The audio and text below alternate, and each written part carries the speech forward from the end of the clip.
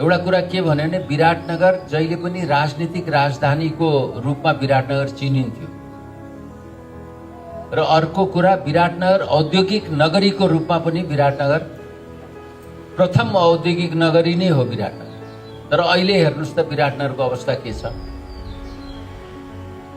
त्यो विराटनगरको उसलाई पनि हामीहरूले त्यो साख जुन थियो पुरानो राजनीतिक राजधानी र तपाईको औद्योगिक नगरीको त्यसलाई फेरि फर्काउनु पर्नेछ।